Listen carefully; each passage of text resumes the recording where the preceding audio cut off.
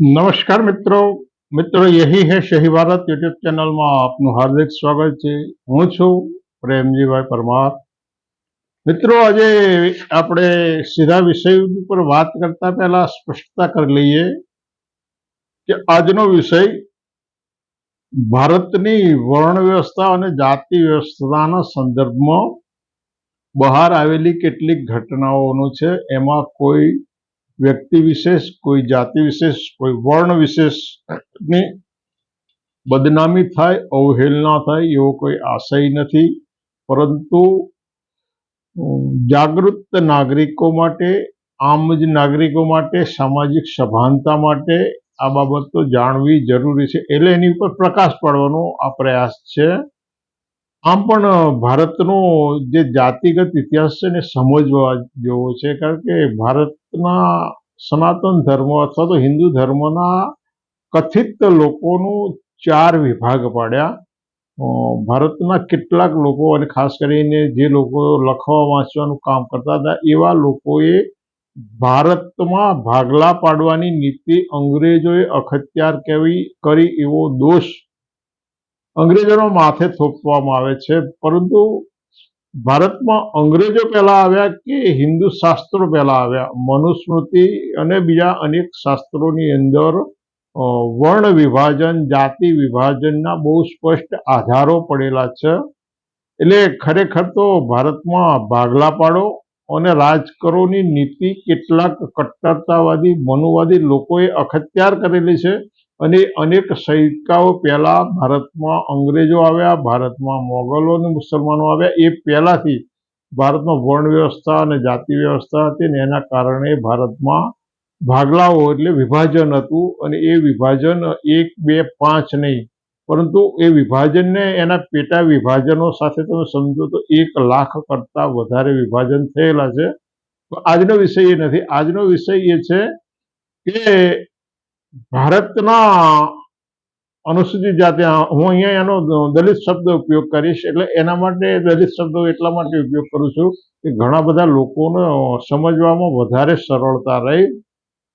ભારતના દલિતો ખ્રિસ્તી બને તો એ દલિત ખ્રિસ્તી અથવા દેશી ખ્રિસ્તી તરીકેની ઓળખ એને મળે છે।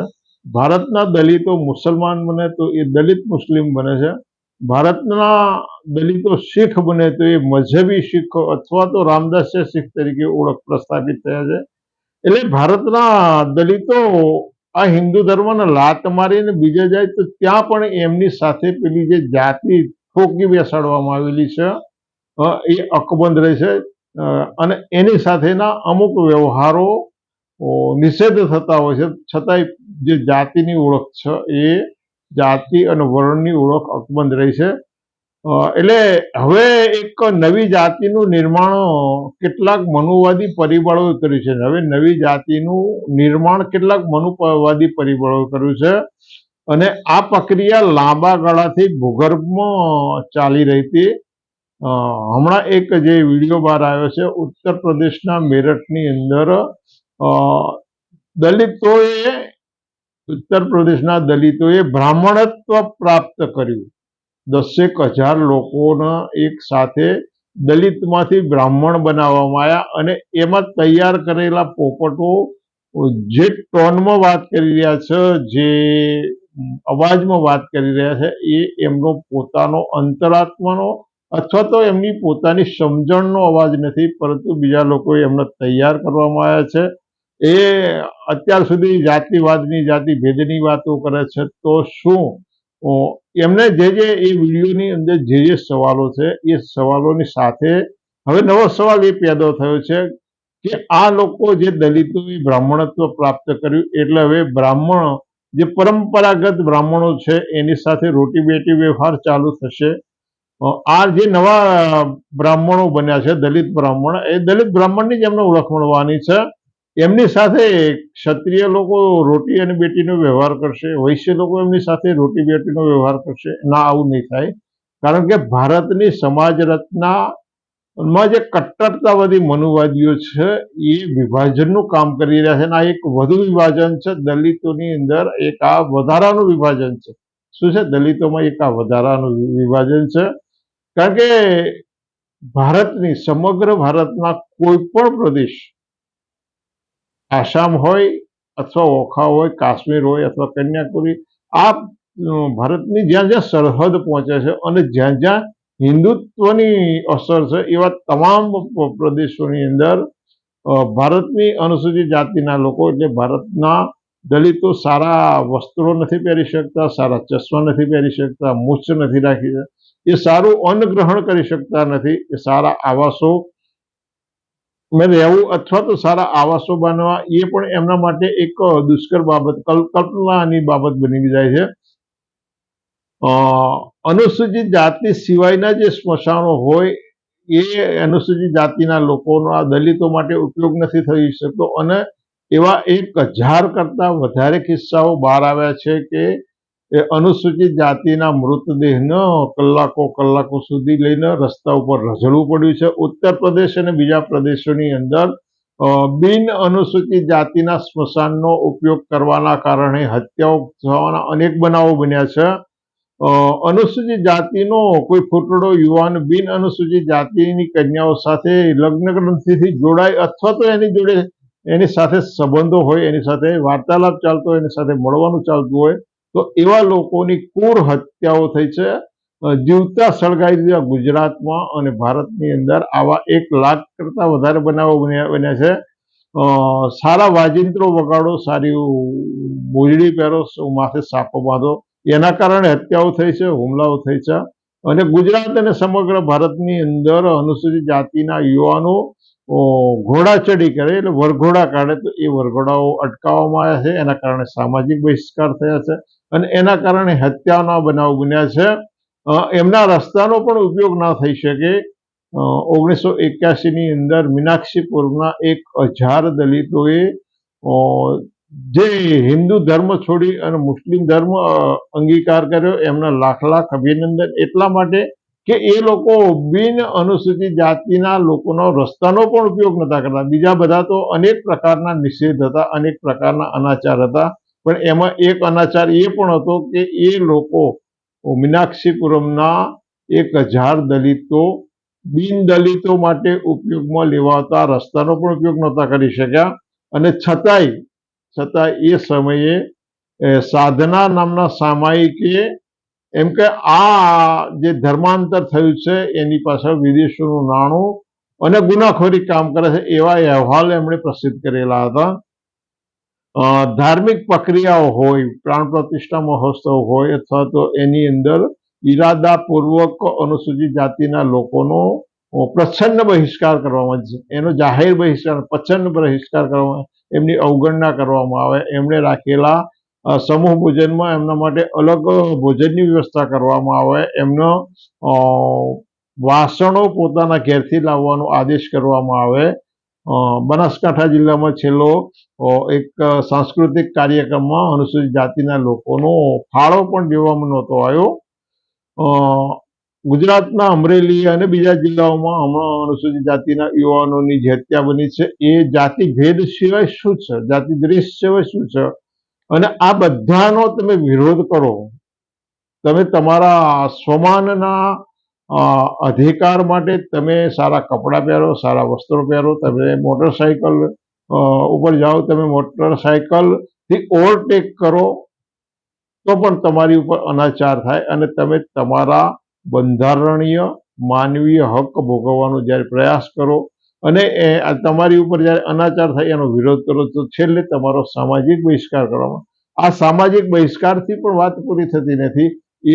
એ બહિષ્કારથી પણ જ્યારે અનુસૂચિત જાતિના લોકોએ સહન ના થાય ત્યારે જે તે પ્રદેશ પોતાની માતૃભૂમિ છે, પોતાની જન્મભૂમિ છે, જ્યાં આગળ એમના લાખો શમણાઓ સમાયેલા છે, એવો પ્રદેશ ને એવા ગામ, એવી વસ્તી, એ વિસ્તાર એમણે છોડીને હિજરત કરવી પડી છે અને ગુજરાત અને ભારતની અંદર 1000 કરતા વધારે જગ્યાએ અનુસૂચિત જાતિના લોકોએ હિજરત કરી છે. પરંતુ તમારી પાસે એવા કેટલા ઉદાહરણો છે કે મુસલમાનોના કારણે અને ખ્રિસ્તીઓના કારણે, શીખોના કારણે દલિતોએ હિજરત કરવી હોય, મુસલમાનોએ દલિતોનો બહિષ્કાર કરવો પડ્યો હોય, ખ્રિસ્તીઓએ દલિતોનો બહિષ્કાર કર્યો. આવા કેટલા ઉદાહરણ છે. એની સાથે સાથે બીજી વાત વિચારીએ કે કયા કયા ગામોમાં, કયા વિસ્તારોમાં બ્રાહ્મણોનો સામાજિક બહિષ્કાર થયો, ક્ષત્રિયોનો સામાજિક બહિષ્કાર થયો, વૈશ્યનો સામાજિક બહિષ્કાર થયો હોય એવી કોઈ ઘટના ભારતના ઇતિહાસમાં નોંધાયેલી છે? નથી નોંધાયેલી. એટલે ઉત્તર પ્રદેશના દલિતો બ્રાહ્મણ બન્યા એટલે હવે એમના બ્રાહ્મણ સમુદાયની અંદર એમની વસ્તીમાં આવાસ મળશે. એમની સાથે પરસ્પર જે પરંપરાગત બ્રાહ્મણો છે એ આ નવા બનેલા દલિતો સાથે સમૂહ ભોજન કરશે. દલિત બ્રાહ્મણોના ત્યાં પરંપરાગત બ્રાહ્મણો દલિતોના ઘેર ભોજન આરોગશે, એનું રાંધેલું આરોગશે. આજે પણ બ્રાહ્મણ સિવાયની કેટલીક જ્ઞાતિઓના ત્યાં રાંધેલું અન્ન ગ્રહણ કરતા નથી, એમનું પાણી પીતું નથી. એટલે ભારતની અંદર જ્ઞાતિઓના વિભાજનની અને નવી જ્ઞાતિઓના સર્જનની એક પ્રક્રિયા ખૂબ લાંબા સમયથી ચાલે છે. સ્વાધ્યાય પરિવારે ભાવલક્ષ્મી નામનો એક અલગ સમૂહ તારવ્યો, રાષ્ટ્રીય સ્વયંસેવક સંઘે સેવાવસ્તી નામનો, અને હવે આ મનુવાદી કટ્ટરતાવાદી લોકોએ દલિત બ્રાહ્મણની એક નવી વસાહત ઊભી કરી. દલિત બ્રાહ્મણની નવી વસાહત શબ્દ પ્રયોગ સાંભળો. દલિત બ્રાહ્મણની નવી વસાહત ઊભી કરી છે અને આ લોકો હવે પછી આમના દલાલ બની અને જે પીડિત શોષિત એવા દલિતો છે, એવી અનુસૂચિત જાતિઓ છે, એમની સામે હાથા તરીકે કામ પણ નહીં કરે એવું નકારી શકાય એમ નથી. હવે આ ઘટનાઓના સંદર્ભમાં કેટલીક ઘટનાઓ બહાર આવી છે. ઉત્તરાખંડમાં એક જે અતિશય ગંભીર ઘટના બહાર આવી છે. ઉત્તરાખંડના ટિહરી ગઢવાલ જિલ્લામાં એક કેતન લાલ નામનો એક ફૂટડો યુવાન હતો, દલિત યુવાન હતો, અનુસૂચિત જાતિનો યુવાન હતો. આ અનુસૂચિત જાતિના યુવાનને એક બિન અનુસૂચિત જાતિની કન્યા સાથે પરિચય થયો, એકબીજા વાર્તાલાપમાં હતા. એટલે આ કઈ રીતે ચલાવી શકે? આ એક બાજુ દલિત બ્રાહ્મણોનું નિર્માણ કરે છે. 6ઠી જૂનની રાત્રે યુવતી દ્વારા યુવાનને ફોન કરી બોલાવવામાં આવ્યો. યુવાન એના મિત્ર સાથે ગયો એટલે એને એક રૂમમાં કેતનલાલ અને એના મિત્રને બંધ કરી દેવામાં આવ્યા. એ પછી એના હાથ અને પગના નખ ફાડવામાં આવ્યા. આ યુવાન કેતનલાલના હાથ અને પગના નખ ફાડી નાખવામાં આવ્યા. તો વિચાર કરો, હાથ અને પગના નખ ફાડી નાખવામાં આવ્યા. એના પગમાં ખીલાઓ મારવામાં આવ્યા. શું કર્યું? પગમાં ખીલાઓ. આ પીડાઓ કેવી હશે? તમારો એક નખમાં છેદ પડે તો તમને શું પીડા થાય છે? તો જેના હાથ અને પગના જે નખ હતા એને ફાડી નાખવામાં આવ્યા, એ પીડા કેવી હશે? એના પગમાં ખીલાઓ ભોંકવામાં આવ્યા, આમાં કઈ પીડા થઈ હશે? અને એના ગુપ્તાંગ ઉપર ભયંકર ઈજાઓ કરવામાં આવી અને અંતે એની હત્યા થઈ. પરંતુ એનો જે એક સાથીદાર હતો એ ગમે તે ભોગે ત્યાંથી બચી ગયો અને ભાગી ગયો. આખી ઘટના બહાર આવી અને FIR થઈ, બધું થયું, કેસ નોંધાયો છે. પરંતુ એક યુવાનનો દોષ એટલો કે એક ભારતની કન્યા સાથે એ કંઈક સંવાદ કરી રહ્યો હતો અને એ સંવાદ આગળ વધે અને એ કંઈક મૈત્રીમાં અથવા તો દાંપત્ય જીવનમાં પરિણમે એ પહેલા આ સામાજિક સમરસતાની વાતો કરનારા લોકોએ દલિત બ્રાહ્મણોનું નિર્માણ કરનાર લોકો પૈકીના કોઈ એક સમુદાયે આની હત્યા કરી નાખી. આ પણ વિચારવા જેવી બાબત છે. આ સાથે ઓગસ્ટ 2024માં કર્ણાટકની અંદર એક વાળંદની દુકાનમાં વાળ કપાવવા બાબતની બબાલ થઈ અને ત્યાં આગળ એ દલિત પુરુષની છરીના ઘા મારીને હત્યા કરવામાં આવી. આંધ્રપ્રદેશની અંદર કર્ણાટકમાં 2024ના સપ્ટેમ્બરમાં આંતરજ્ઞાતીય લગ્ન બાદ એક દલિત મહિલાને ઝેર આપીને મારી નાખવામાં આવી હતી. અને હમણાં આંધ્રપ્રદેશના મુખ્યમંત્રી ચંદ્રબાબુ નાયડુએ જેને 361 કરોડના કૌભાંડમાં ભાજપના વોશિંગ મશીન દ્વારા ક્લીન ચીટ અપાઈ છે. એણે આંધ્રપ્રદેશના વિશાખાપટ્ટનમ વિસ્તારમાં દરિયાકાંઠાની નજીકમાં $15 અબજ ખર્ચે એક AI સેન્ટર સ્થાપવાની જાહેરાત કરી છે. પણ આ સેન્ટર અનુસૂચિત જાતિના દલિત સમુદાયના લોકોની માલિકીની જમીન ઉપર સ્થાપવાનું છે. એટલે આ જમીન સરકાર એન્ક્વાયર કરેલી છે. આ જમીન સંપાદન કરી અને દલિતોને નજીવું વળતર આપવાનું જાહેર થયું છે. એ અતિશય ઓછું વળતર હોવાના કારણે એનો વિરોધ થયો છે. પરંતુ દલિતોની જે આજીવિકાની જમીન છે એ રાજ્ય સરકાર પડાવી લેવાની છે. એટલે આ બે બાબતો મેં અહીંયા રજૂ કરી. એક બાજુ ઉત્તર પ્રદેશની અંદર નવી દલિત બ્રાહ્મણ સમુદાયનું નિર્માણ થયું છે અને એની સાથે જ સમગ્ર ભારતની અંદર જે ઘટનાઓ ગુજરાતમાં બની રહી છે, ઉત્તર પ્રદેશમાં, ઉત્તરાખંડમાં અને બીજા રાજ્યોની અંદર છે, એટલે ક્યાં કેવા સંજોગો તમને તમારી જે જ્ઞાતિ છે, વર્ણ છે, એની અંદર તમને અકબંધ રાખવાના છે અને તમને સામાજિક સમરસતાના નામે તમને કાયમ કચડી નાખવાના છે, પીલી નાખવાના, એવું પણ આ ઘટનાઓ પુરવાર કરે છે. મિત્રો, ઘણા બધા મિત્રોના આ બાબતો નથી ગમતી અને ઘણાને ગમતી હશે.